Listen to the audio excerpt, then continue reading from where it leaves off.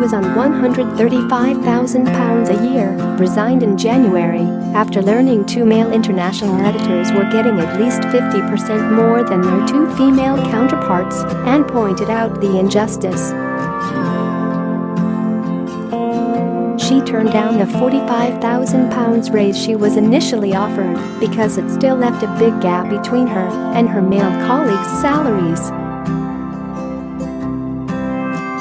In a statement, the BBC revealed Carrie would be donating all the money paid to her to charity in a bid to help other women fighting inequality.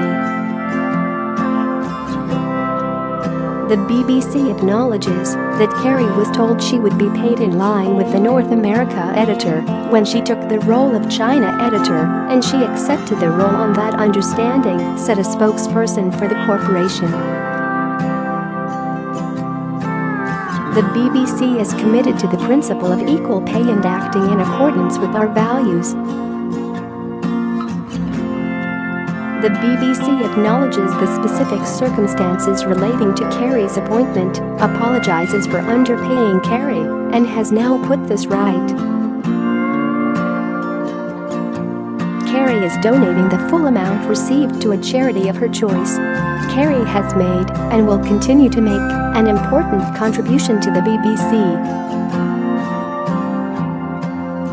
During her tenure as China editor, Carrie delivered reports, analysis and work that were as valuable as those of the other international editors in the same period. Carrie said, "I am glad to have been able to resolve this with the Director General. It shows that we can make progress. I'm also pleased that my work as China editor has now been properly recognized by the BBC and relieved that this difficult period is over. For me, this was always about the principle rather than the money. I'm delighted to donate all the backdated pay from the BBC to help women striving for equality at work." Director General Tony Paul remarked, "I am pleased that we've been able to move past our differences and work through things together. We can now look to the future.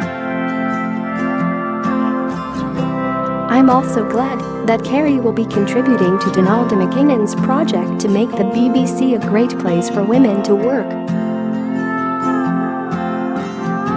That really matters to me, and I want us to lead the way." The statement added, at a request, Carrie will now take up to 6 months of unpaid leave to write and speak on both China and gender equality. Neither she nor the BBC wish to comment on this further.